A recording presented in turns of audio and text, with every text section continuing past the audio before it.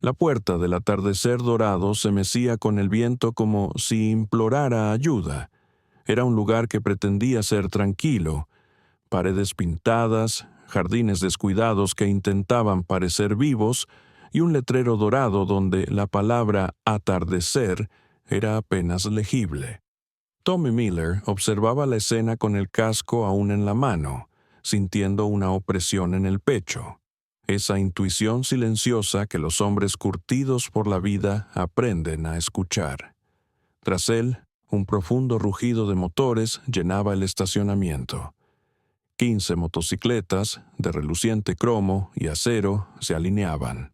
Eran hermanos de la carretera, miembros de uno de los clubes más temidos y respetados del país. No estaban allí para intimidar, estaban allí por lealtad.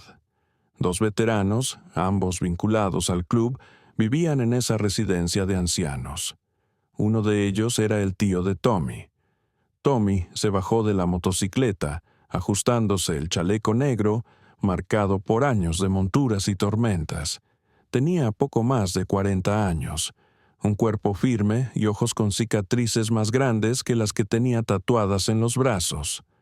Su rutina era visitar a su tío Walter todos los sábados, pero esa tarde, algo en el silencio del edificio hacía que el mundo a su alrededor pareciera sospechoso, demasiado muerto, demasiado vacío, como un hospital abandonado que intentaba parecer funcional. Entonces hizo clic, un sonido tan violento que cortó el aire como un golpe con madera cruda. Una bofetada, una fuerte bofetada. Tommy no pensó. No hubo razonamiento, solo instinto. Correo. Los demás ángeles del infierno lo siguieron sin preguntar nada. El eco de sus botas, los pasos firmes. Un grupo de hombres que sabían cuándo algo andaba mal. Tommy dobló la esquina y todo dentro de él se desbordó. Patricia Hoffman, la directora del asilo de ancianos, estaba de pie junto a un cuerpo en el suelo. Tu tío.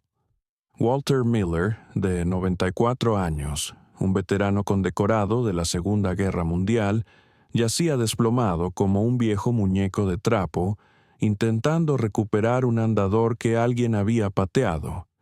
Le sangraba el labio y su rostro reflejaba el dolor de alguien que jamás esperó ser tratado así, no después de todo lo que había visto en su vida. «Viejo insolente», gritó Patricia con el rostro desencajado. «¿Cómo te atreves a acusarme? ¿Crees que puedes hablarme así?» Tommy se quedó paralizado un instante, no por miedo, por incredulidad. Su tío intentó levantar la cabeza, respirando profundamente como si el aire fuera demasiado pesado. «Ella está robando todo», murmuró Walter escupiendo sangre. Tommy se arrodilló a su lado, sosteniéndolo con cuidado.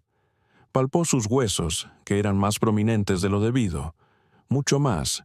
Walter siempre había sido delgado, pero nunca frágil. «¿Qué demonios pasó aquí?», preguntó Tommy con voz baja, profunda y peligrosa. Los ángeles del infierno avanzaron tras él, llenando el pasillo como un muro humano.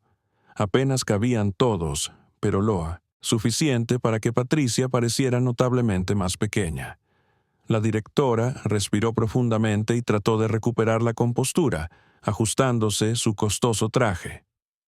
Se cayó. Eso es todo. Los ancianos se caen, y luego inventan historias confusas. No le prestes atención. Tiene demencia.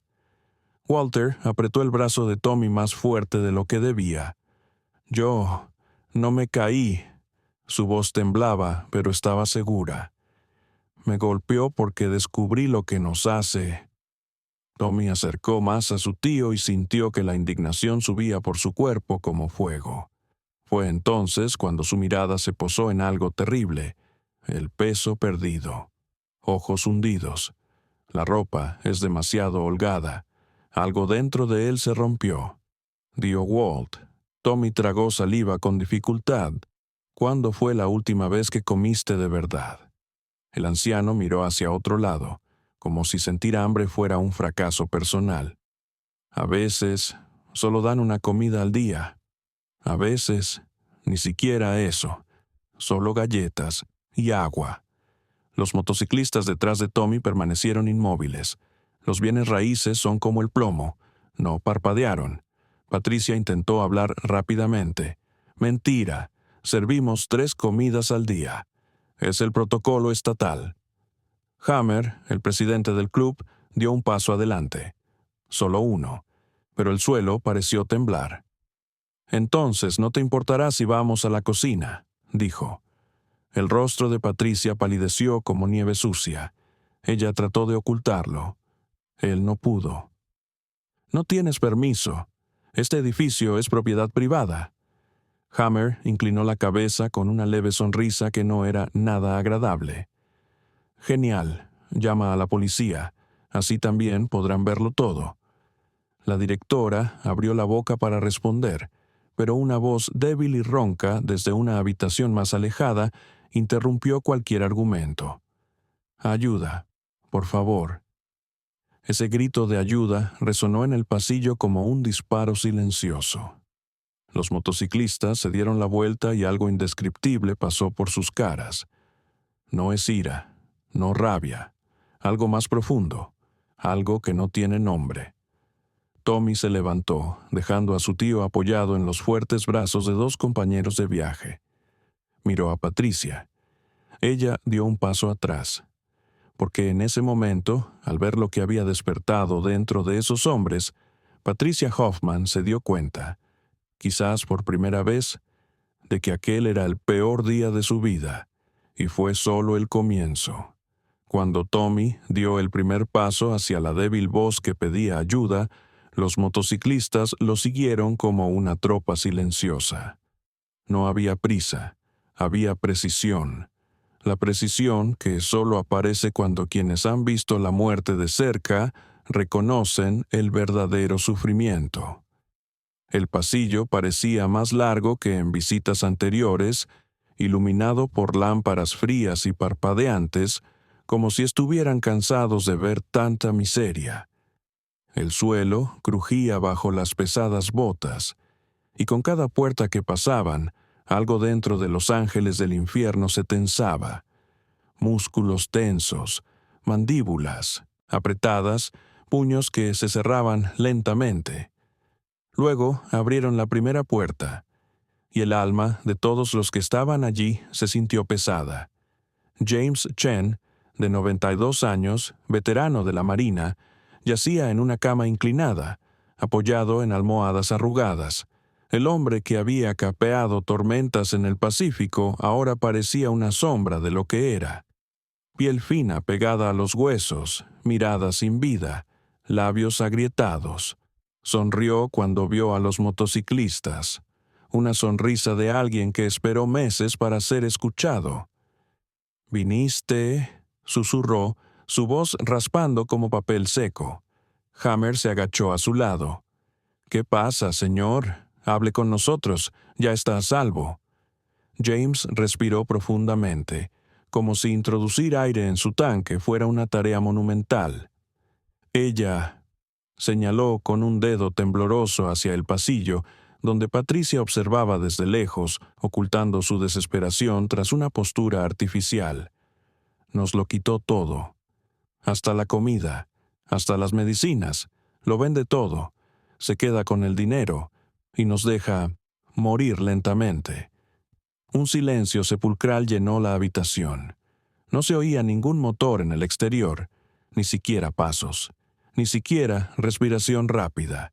Era el tipo de silencio que precede a las tormentas. Patricia decidió arriesgarse. «¡Mentira!», gritó, pero se le quebró la voz. «Solo son viejos confundidos y delirantes. No les hagan caso». Tommy se volvió hacia ella con una mirada tan aguda que parecía capaz de cortar el aire en 2. «Le pegaste a mi tío», dijo, con cada palabra firme como el acero. «Y ahora vas a escuchar todas las verdades sucias que estos hombres tienen que decir». Ella dio un paso atrás. El tacón alto se resbaló ligeramente. Un pequeño desliz. Una gran señal de miedo. Otros motociclistas avanzaron, abriendo las puertas como si esperaran encontrar algo peor en cada habitación. Y lo encontraron. Un hombre dormía en un colchón sin sábana. Otro temblaba de fiebre sin manta. Otra persona intentó beber agua sola, pero el vaso estaba vacío desde hacía horas, y cada voz repetía la misma triste melodía, como un coro roto. Hambre, robo, me cambiaron los medicamentos, cosas que han desaparecido. Fue un desastre humano cuidadosamente oculto tras una fachada respetable. Tommy se detuvo en la tercera puerta.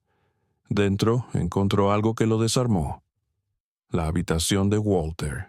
Pequeño, triste, demasiado vacío, las medallas que faltan, el reloj antiguo que era una reliquia familiar, ya no está. El marco con fotografías de sus hermanos muertos en la guerra. Lo habían quitado de la mesa pequeña. Tommy sintió un cálido nudo en el pecho.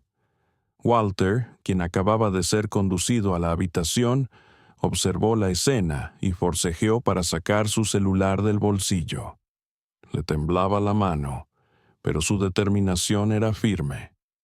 «Yo no estoy loco», dijo. «Lo grabé todo». Y presionó play.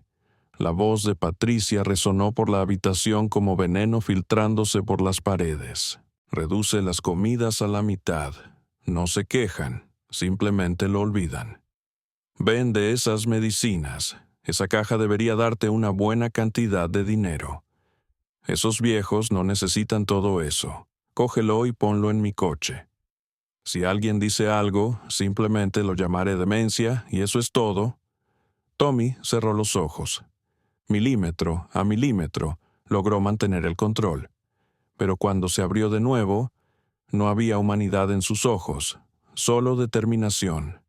Patricia se dio cuenta y se puso pálido. «¡Viejo cabrón!». Se abalanzó Patricia sobre Walter, intentando arrebatarle el móvil de la mano. Pero Tommy fue más rápido. Él agarró su muñeca con tanta fuerza que la hizo caer de rodillas. «Tócalo otra vez», dijo Tommy con una voz tan fría que parecía una brisa de cementerio. «Y necesitarás un asilo antes de que termine la noche». Hammer ya tenía su celular en la mano, grabando todo. «Excelente», murmuró. «Continúa. Me gusta lo que veo». Patricia intentó liberarse, desesperada. «Voy a llamar a seguridad. Voy a llamar a mi abogado. Voy a...». «Llama a quien quieras», dijo Hammer. «Pero nosotros vamos a llamar a la policía». La palabra «policía» cayó como una piedra. Y a Patricia también se le cayó la máscara. Ella intentó correr. 3 motociclistas bloquearon la puerta al mismo tiempo. «Siéntate», ordenó Tommy, y ella se sentó. Mientras los hombres de cuero negro rodeaban al director, se abrieron más puertas. Más veteranos hablaron. Han surgido más verdades. Él acorta a comida de propósito. Diluir nuestras medicinas. Incluso vendió nuestra ropa. 27 murieron, y nadie lo creyó.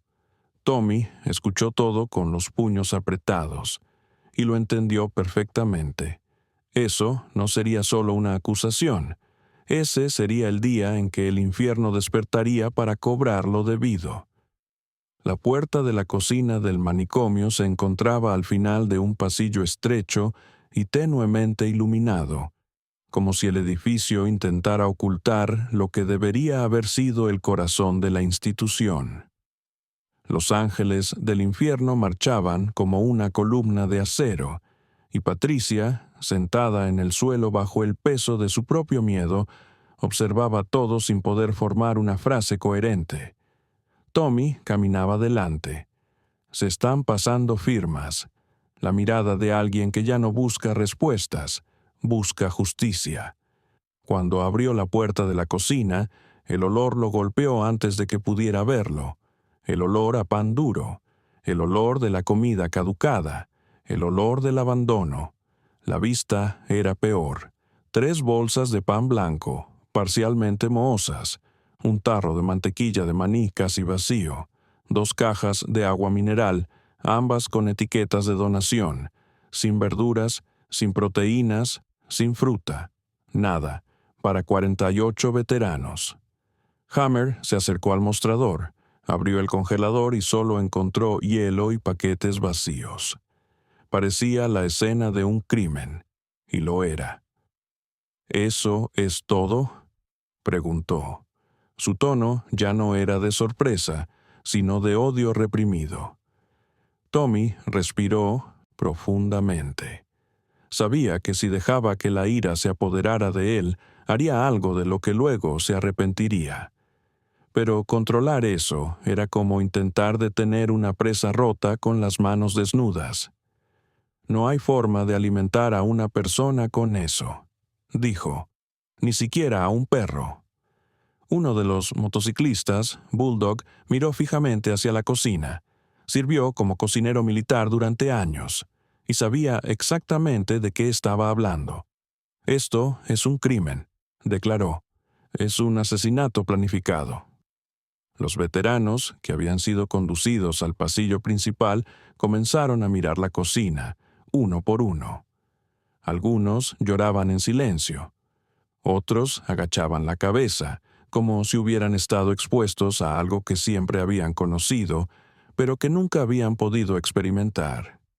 Patricia, todavía sentada en el suelo, intentaba mantener la espalda recta, pero era como si el peso de los exámenes le aplastara los huesos. Finalmente, ella habló. «No entiendes, el presupuesto es pequeño, el gobierno no ayuda, yo solo...» Tommy la interrumpió. «No mientas, no después de todo esto. ¿Dónde está el resto del dinero?» El director vaciló. Solo un momento, suficiente para incriminarse a sí mismo. Hammer abrió la puerta de su oficina sin pedir permiso. El lugar parecía pertenecer a otra realidad, caro, limpio, organizado, lleno de objetos que no deberían estar allí. Perfumes importados, relojes de lujo, una colección de botellas de whisky extremadamente raras, zapatos que parecían salidos directamente de escaparates europeos, y sobre la mesa, carpetas, extractos bancarios, traslados, evidencia, más de $2 millones malversados. Ella vivía como una reina, murmuró Bulldog, a expensas de los hombres que dieron todo por su país, concluyó Hammer. Tommy encontró una pequeña caja cerrada con llave en un aparador. Forzó la cerradura con el mango de su cuchillo. Dentro había medallas del tío, el reloj del abuelo, fotografías amarillentas de jóvenes soldados, sonrientes, a punto de embarcarse en una guerra que cambiaría el mundo. Tommy respiró profundamente y contuvo el aliento durante unos segundos. Fue como aferrarse a la historia de la propia familia. Cuando salió de la oficina, no quedaba en él nada más que determinación. Patricia intentó levantarse, pero Tommy le puso la mano en el hombro y la empujó hacia el suelo, no con violencia, sino con autoridad. «Les robaste, les hiciste daño. Dejaste que los héroes murieran de hambre para poder comprar zapatos caros». El director tragó saliva con dificultad. Yo puedo explicarlo. «No hace falta», dijo Hammer. «Se lo explicarás a la policía». Luego sacó su teléfono celular e hizo la llamada. «Hermanos y hermanas, necesitamos a todos en Golden Sunset. Ahora». La respuesta vino del otro lado inmediatamente. «¿Cuántos?» «Todos». Media hora después, el rugido de 200 motores llenó el horizonte. No solo los ángeles del infierno, también surgieron otros clubes. Veteranos de clubes de motociclistas rivales, unidos por una causa mayor. El estacionamiento del asilo estaba completamente ocupado por motocicletas cromadas alineadas, reluciendo bajo el sol de la tarde. Era como si las carreteras de todo el país hubieran enviado a sus guardianes. Los veteranos en el pasillo, al oír el ruido, comenzaron a llorar. Algunos estaban sonriendo, Otros se estrecharon la mano. Tommy colocó su mano sobre el hombro del tío Walter. Se acabó, tío. Ya se acabó. Cuando finalmente llegaron los vehículos, encontraron 48 veteranos frágiles, listos para testificar. Un grupo de motociclistas dispuestos a proteger a todos y cada uno de ellos. Un director acorralado, sentado en el suelo, en estado de shock. Era una cocina que contaba la historia de un crimen sin necesidad de una sola palabra. Tommy entregó los extractos bancarios, los videos y el teléfono celular de su tío al detective Morrison. «Esto no es negligencia», dijo con firmeza. «Esto es asesinato con ánimo de lucro». Patricia intentó reír, nerviosamente. Ya estaban muriendo, no hay forma de probar nada. Y entonces una voz femenina surgió detrás de la policía. «Sí, es posible». Drora Sarah Kim, especialista en geriatría, la mujer que había sospechado de la tasa de mortalidad absurdamente alta en Golden Sunset. Abrió una carpeta y mostró documentos que confirmaban todo. Estos hombres fueron desnutridos deliberadamente. Se les negaron medicamentos esenciales. Esto es homicidio. Patricia perdió todo el color de su cara. Patricia Hoffman, dijo el detective Morrison, está arrestada por abuso de ancianos, malversación de fondos y 27 cargos de homicidio involuntario. Las esposas hicieron un clic metálico. Y silencio. Silencio, no de paz, pero una victoria agridulce. El coche patrulla salió del aparcamiento con Patricia esposada en el asiento trasero, pero nadie allí creía que ese sería el final. Lo que había hecho no fue un error, ni un desliz, ni un error administrativo. Fue una operación cruel, planificada y refinada, una industria de la muerte silenciosa. Y los motociclistas sabían que gente así siempre intenta escapar. Tan pronto como la policía se alejó, Tommy levantó la mano en el aire. 200 motores respondieron al gesto, rugiendo como un trueno. El sonido resonó por las ventanas de la residencia de ancianos, por los corazones de los veteranos y por todo el vecindario. Era más que ruido. Era una promesa. «Esto no ha terminado», dijo Hammer, acercándose a Tommy. «Ni de cerca», respondió. Hammer asintió y los motociclistas abrieron paso a los paramédicos que llegaban. Mientras los profesionales evaluaban a los ancianos, el resto del club se encargó de tareas que nadie pidió, pero que todos necesitaban. Organizaron filas para llevar a los veteranos a la cafetería. Distribuyeron agua, anotaron nombres, síntomas, quejas, documentaron cada detalle en videos y fotografías. Era una fuerza de tarea espontánea, feroz y disciplinada. Una hermandad que operaba con precisión militar. Dentro de la residencia de ancianos comenzaron a encontrarse documentos en lugares absurdos, cajones secretos, bolsas ocultas, cajas selladas en el almacén. El saqueo fue tan descarado que parecía surrealista. Registros falsificados, firmas falsificadas, listas de pacientes problemáticos que deberían recibir menos alimentos, hojas de cálculo contables con fondos malversados.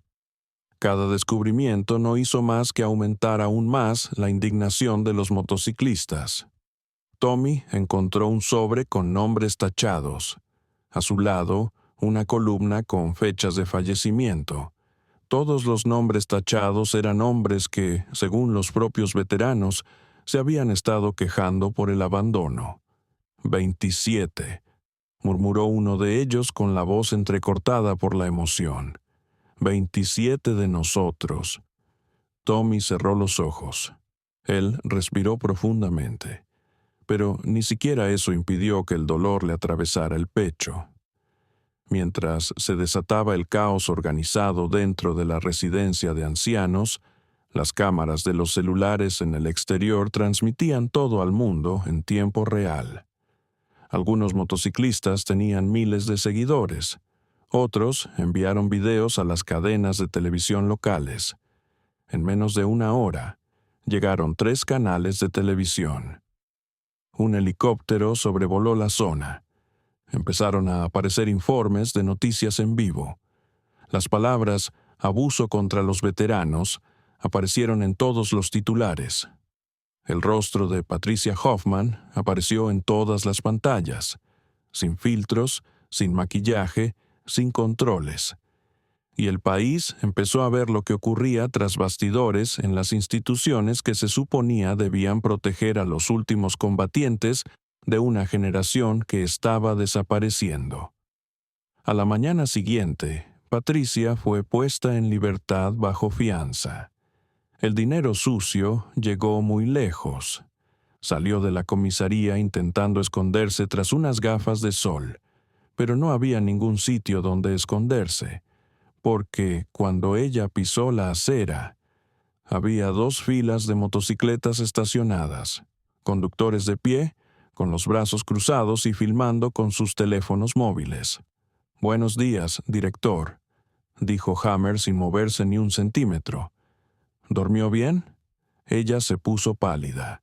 Su abogado la empujó hacia el coche, pero la escolta en motocicleta la siguió.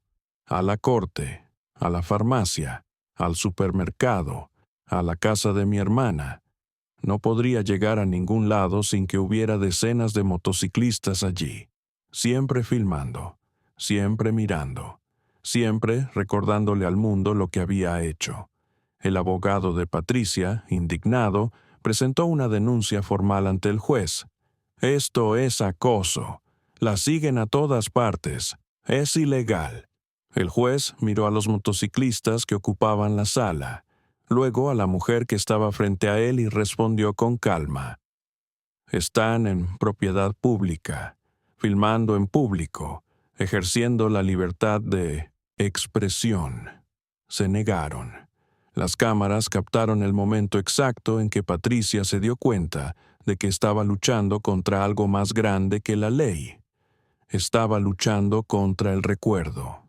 Y el recuerdo de un veterano, cuando está herido, nunca se olvida. Días después surgieron más pruebas. Patricia no solo hizo eso en Golden Sunset. Había gestionado otras 2 residencias de ancianos en diferentes estados. Y en ambos lugares la tasa de mortalidad se disparó después de su llegada. Decenas de veteranos muertos, los mismos métodos, las mismas manipulaciones, mismas desviaciones. El FBI intervino en el caso. La prensa lo expuso todo. Han surgido perfiles sobre ella, cortos documentales, quejas, víctimas olvidadas que emergen años después. La opinión pública quería sangre. Con los nuevos cargos federales, el juez suspendió su libertad. Patricia Hoffman está nuevamente en prisión, esta vez sin fecha de liberación a la vista. Y cuando la llevaron esposada a la prisión federal, caminó por un pasillo entero lleno de veteranos de todas las edades. Algunos en sillas de ruedas, otros con muletas, otros con banderas dobladas sobre sus regazos. Todos la miraron en silencio, y ese silencio pesó más que cualquier frase. Walter Miller fue uno de los últimos en testificar. Caminó lentamente hacia el podio, con la ayuda de su sobrino.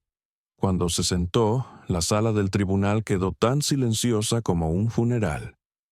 «Sobreviví a Normandía», empezó. «Sobreviví a la batalla del Saliente. Sobreviví a hombres que querían destruir el mundo». Señaló con el dedo a Patricia. «Pero nunca pensé que moriría de hambre en mi propio país, por orden de alguien que se suponía debía cuidarme». Tragó saliva con fuerza. «Eres peor que los enemigos a los que me he enfrentado, porque al menos fueron honestos sobre quiénes eran». Toda la habitación tembló, y Patricia bajó la mirada, no por arrepentimiento, pero ya no había ningún lugar a donde correr, y allí quedó sellado su destino. El jurado tardó menos de 4 horas en tomar una decisión. Cuando la jueza regresó, Sus pasos resonaron como martillazos en el alma de Patricia. La sala, repleta de veteranos, motociclistas, periodistas y familias devastadas, contuvo la respiración. La frase cayó como un trueno. Cadena perpetua, sin posibilidad de libertad condicional. La expresión de Patricia Hoffman murió allí mismo. Se apagó. Se le escapó del rostro como si el color corriera por un desagüe. La mujer que durante años había robado, mentido y manipulado ahora enfrentaba toda una vida tras las rejas, irónicamente alimentada por el mismo Estado al que había defraudado. Su traslado a la prisión estatal se convirtió en noticia nacional. Pero hubo algo que ningún periodista mostró. En los pasillos interiores de la penitenciaría, las historias viajan más rápido que los periódicos, y la historia de Patricia Hoffman fue puro combustible.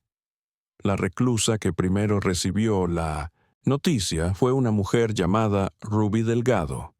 Su abuelo había muerto en el atardecer dorado. Patricia Hoffman había firmado el certificado de defunción. Insuficiencia orgánica múltiple. Eso es mentira. Ruby nunca se tragó ese dolor, y cuando se enteró que el responsable estaba a punto de entrar por las puertas del bloque de mujeres, no perdió el tiempo. Patricia ingresó a la población penitenciaria general sin protección. El director de la prisión afirmó estar siguiendo el protocolo, pero todos lo sabían. La protección es para quienes tienen aliados, y Patricia no tenía a nadie. La primera noche la empujaron contra la pared mientras caminaba por la cafetería. El lunes le robaron la bandeja de comida. En el tercer intento la empujaron de cabeza al inodoro. En la quinta noche, Ruby la encontró sola en el lavadero. Había cámaras allí. Pero los errores ocurren. Y cuando Ruby agarró a Patricia del cabello y la presionó contra las máquinas industriales, las cámaras dejaron de funcionar. Cuando los guardias la encontraron, ella apenas respiraba. Abrasiones, dientes rotos, nariz fracturada. ¿Y la parte más irónica? Necesitaba ser alimentada a través de una sonda de alimentación durante 6 meses. Eso es exactamente lo que hizo con los ancianos indefensos.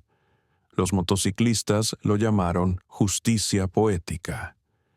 Fuera de la prisión estaba sucediendo algo extraordinario.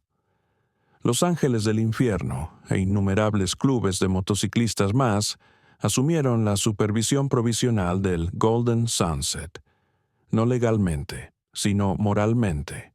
Hombres cuya reputación había sido manchada en el pasado, ahora reformaban un manicomio con sus propias manos. No solo limpiaron la cocina, se repusieron, compraron alimentos frescos, pidieron voluntarios, organizaron rotaciones para enfermeras jubiladas, y surgieron nuevos empleados, atraídos por la movilización que se estaba volviendo nacional. Tommy vio cada detalle, inspeccionó cada habitación, escuchó a cada veterano con el mismo respeto que le daría a un general. Su tío Walter fue el primero en mejorar. En 2 meses recuperó 12 kilos. Volvió a caminar por el jardín. Recuperó algo de color en su rostro. Y un día, sonriendo, le mostró a Tommy las medallas devueltas. Parecían brillar de nuevo. Las repercusiones fueron tan grandes que docenas de otros hogares de ancianos quedaron bajo escrutinio. Se empezaron a publicar informes de investigación semanalmente. Las quejas anónimas estallaron, y los motociclistas, ahora vistos como guardianes de los olvidados, han ganado acceso a lugares a los que antes se les negaba la entrada. Resultado: otras 3 instituciones fueron descubiertas repitiendo el mismo esquema. Comidas cortadas. Se cambió la medicación, bienes robados, pacientes tratados como un peso muerto. 3 directores fueron detenidos. Cientos de veteranos fueron salvados. La guerra silenciosa que inició Patricia terminó con un movimiento nacional. Walter Miller vivió 2 años más después de la caída del director, 2 años luminosos, 2 años decentes. Él jugaba a las cartas, él contaba historias, escribió cartas a las familias de los veteranos que habían fallecido, se rió de su propio pasado, durmió sin miedo. Cuando murió, toda la residencia de ancianos quedó paralizada, y durante su funeral, 300 motociclistas se alinearon a ambos lados del ataúd como soldados presentando sus respetos. Tommy caminó entre ellos, llevando el ataúd junto con Hammer. La bandera doblada fue colocada en sus brazos, y una explosión de motores sonó como un disparo de cañón. Walter había recibido la estrella de bronce en la Segunda Guerra Mundial, pero para él, y para todos los presentes, su mayor victoria había sido exponer a Patricia Hoffman. Antes de morir, tomando la mano de su sobrino, dijo: «Luchamos contra el mal allá afuera, pero nos encontró aquí. Gracias, Tom, por poner fin a nuestra guerra». Tommy lloró. Por primera vez desde que era joven. Meses después, Golden Sunset consiguió una nueva dirección. Las paredes estaban pintadas, las camas fueron cambiadas, y en el jardín se construyó un monumento en honor a los veteranos que murieron bajo el régimen de Patricia. En la parte superior del cartel se leía: «Merecían algo mejor. Fracasamos una vez.